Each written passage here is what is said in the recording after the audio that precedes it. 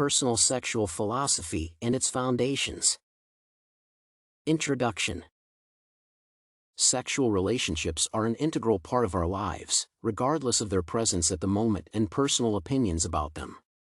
Sexual philosophy can reveal the possibility of internal conflict, denial of models of society, or adherence to personal ideology through the prism of attitudes toward the intimate aspect of relationships. This article will present personal reflections on the concept of sex positivity, the destructive consequences of sexual objectification, and the importance of consent and respect for personal boundaries in sexual relationships. The new trend of sex positivity. Sex positivity is a trend in modern society that strives for a good attitude towards sex and promotes healthy practices and mechanisms for accepting sexuality and self-identification. Ivanski and Kohut detailed the impact of personal beliefs, educational systems, health and safety accessibility, and relationship experiences on societal moods and attitudes towards the intimate side of life. There is a positive pattern. People have increased flexibility of perception and tolerance for manifestations beyond their understanding or cultural traditions. Sex has long been a taboo subject with an apparent objectification of women and the active imposition of a strictly defined behavior model. All relationships were heavily censored and did not leave room for detailed study and freedom of choice. At the moment, everything has changed dramatically by 180 degrees. The importance of accepting different points of view. Over the past half-century, the world has begun actively changing, breaking old stereotypes and prejudices. I can be convinced of this by drawing parallels between the older generation and my peers. I need to stay true to my beliefs and enter all stages of the relationship, depending on my readiness. Today's rush and lightheadedness do not suit me, so some may find me old-fashioned. I do not separate sex and feelings and adhere to specific social rules, even if they are no longer needed. Sex positivity and the whole sex-positive movement teach people to accept and understand others' choices without compromising their identity and beliefs. It helps me deal with social pressures and get to know people with the same view of sexuality. Intimacy and conflicts in relationships. In the development of sexual philosophy, a significant role is played by intimacy and a natural desire for socialization. If feelings accompany sexual relationships, they bring the relationship to a new level of trust, relaxedness, and energy exchange.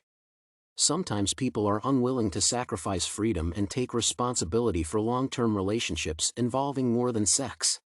It also can be unintentional attempts to maintain personal boundaries or manifesting an avoidant attachment pattern. Any connection requires a lot of effort and work. When a conflict arises, both partners should be able to understand the root of the problem and try to agree.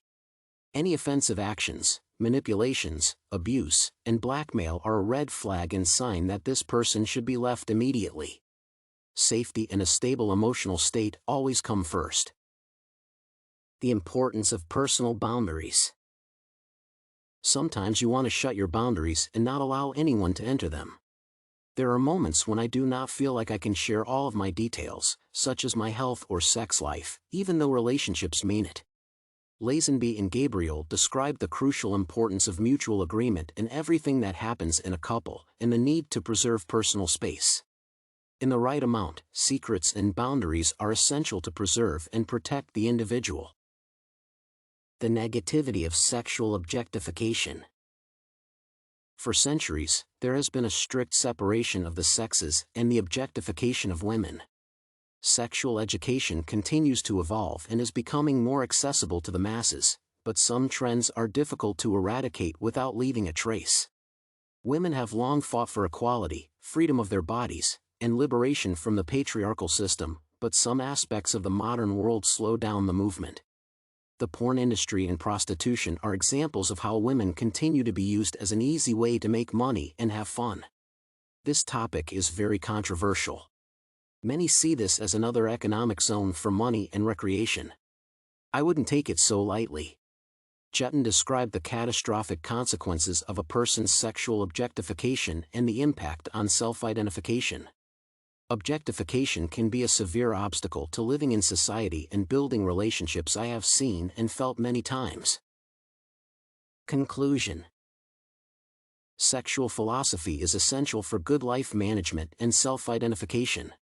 It is necessary to understand current trends in society and look at them through the prism of a healthy perception of romantic, spiritual, sexual, and other relationships.